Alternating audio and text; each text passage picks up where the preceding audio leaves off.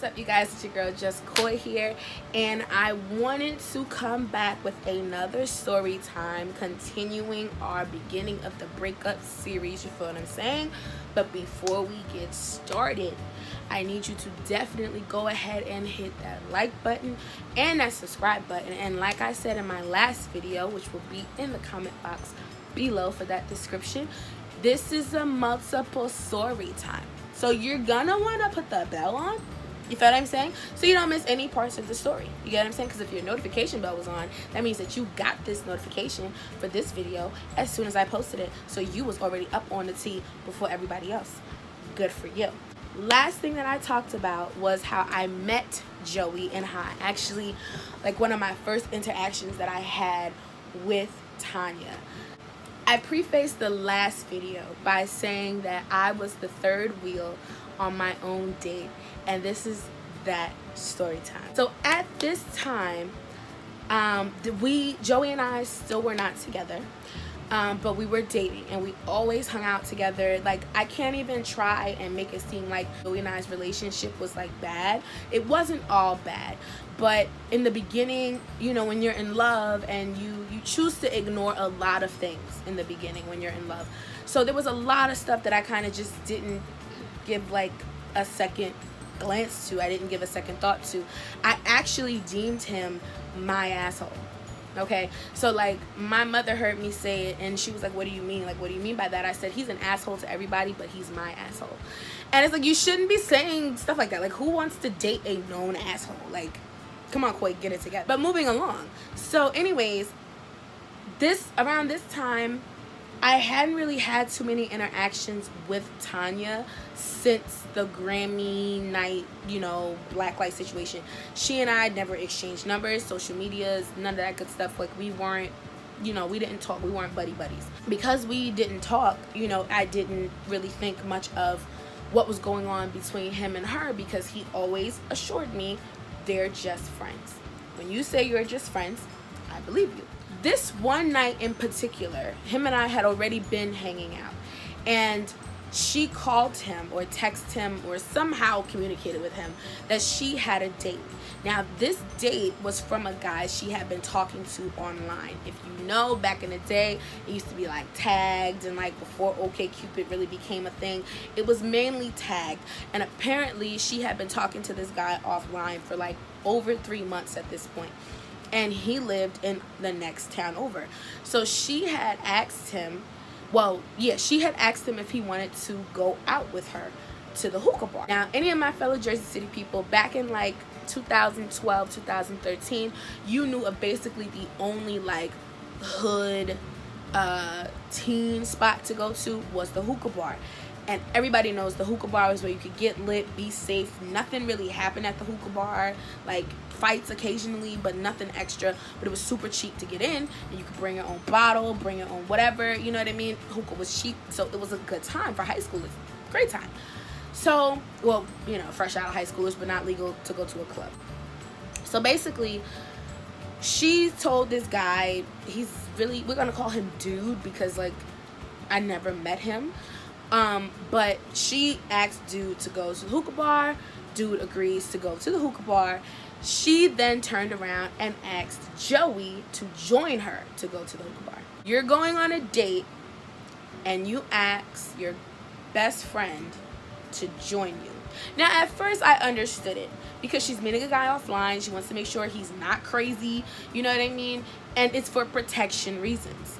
Cool, I get it. If I had a guy best friend back then that we were that cool, of course. But Joey says, oh yeah, sure, I don't mind coming, but Koi's gonna come. I'm bringing Koi with me. She was like, and I remember the conversation because they were on the phone, and she was like, what? And he was like, I'm gonna bring Koi. If, you know, we're going, I'm gonna bring her with me. She was like, I mean, okay, like, I guess. Sis, you know who I am already. Like, I'm about to be his girlfriend. Like, what do you mean? Like, what are you talking about? You got an attitude? I, on the other hand, didn't think that way. This is hindsight 2020. But back then, I just was like, I'm excited to, hang out with your friends. Maybe Tanya was having an off night that night. Something was wrong with her or something. I need to give this another try, because if I'm going to be in his life and she's not going anywhere, then we kind of need to get along. The night of, we're getting ready to go out, and Tanya now all of a sudden is coming up with these excuses, but they're not full excuses. They're kind of like, I haven't heard back from him in a couple of hours, this, that, and the third. So we pick her up, actually, and we're on our way, like about to hit the highway to go get him. As we're about to hit the highway to go get him, she's like, oh my gosh, he's not answering any of my text messages. He's not answering my calls. He hasn't called me back, blah, blah, blah, blah, blah, this, that, and the third. And I'm like, why not? And she's like, I don't know. I'm like, well, call him. I don't want to call him. You guys had a date and he's not answering. And at this point, Joey had agreed, because she asked him, Joey had agreed to actually go to the train station to pick him up. So it's like, he literally just had to get to the train station. That was about it. It was late at night. Didn't want to have to be worried about the buses and things like that. So like, all he had to do was go to the train station. Why all of a sudden would he not answer the phone? Mind you, he said he was on his way over here. So the guy you've been talking to for over 3 months, last minute cancels your date, but doesn't cancel it. He just completely stops talking to you. And you invited Joey out on this date prior to any of this. Joey felt bad, and he's like, well, we can still go to the hookah bar, whatever, because at this point it looked like she had gotten stood up. Joey asks, do you still want to go, whatever. I'm like, I'm down, I don't care. She's like, yeah, sure, but let's just find a liquor store, whatever. Now, at this time, again, I do not condone underage drinking at all, but this was just something that we did back in the day. She wanted to go to a liquor store, and he's 2 years older than me, so I believe he was about to be 21, but he wasn't fully 21, but he looked older. So the idea was to go to a liquor store in the city and go to one that doesn't necessarily card. They just go based off of how you look. So I have a baby face. I had even more of a baby face at that time, so I couldn't go in. It wasn't believable. It was like, you need a card. But him, on the other hand, he looked a little older. He had, longer hair, a little bit of facial hair. So he looked much more mature. So it was like, he'll be the last person to get asked. We're driving all around our town, and at this time, it's after 10 o'clock. No liquor store is going to be open that's not going to card. They're going to card. And literally, everywhere we went, someone carded them. So we ended up going to the hookah bar with no liquor. We get to the hookah bar, pay at the door. As we're walking in, so let me give you a little bit of a graphic here. You walk in the doors, and on the left side of the wall, it's nothing but like booths and like the rounded booths with the tables and stuff. It's about 3 of those, right? And then it just leads to the back, like with the bathroom and the kitchen, everything else is like that. Off to your right, there's like an aisle in the middle of tables that fit about 4 to 6 people. And then on the window front, like the storefront, is more booths and then more tables on the back wall. And then in the corner of the back wall, there's like this couch for 2 people, and then this random ass metal chair, like just sitting there. Tanya walks in. I guess she was mad or whatever. She walks in and she heads straight to the booths on the left side.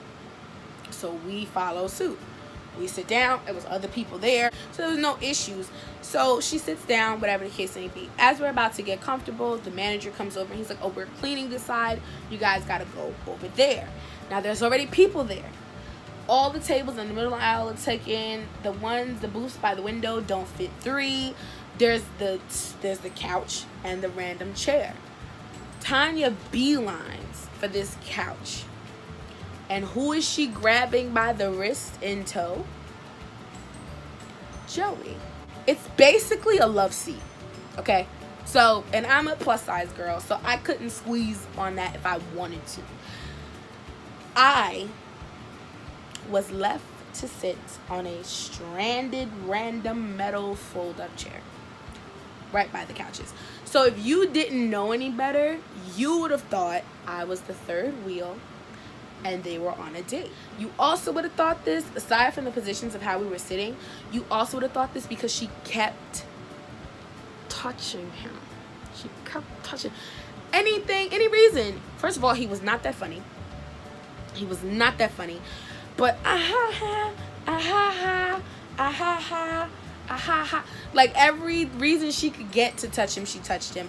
And then she was doing things on purpose. Like she would tell stories or like reminisce on stories, and then I'm kind of just sitting there like,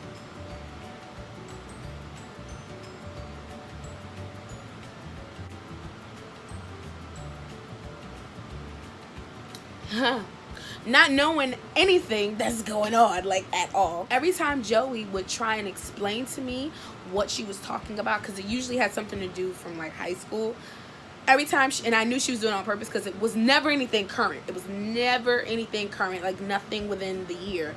It was always, remember junior year, remember this year, remember that year, blah, blah, blah. And the times that she also was trying to reminisce with him coincided with the times that they were dating in high school. You're talking to your ex-boyfriend, who's also your fake best friend, about the time that you were dating with the girl that he's currently dating, sitting less than 5 feet away. But we're all supposed to believe that you're just friends?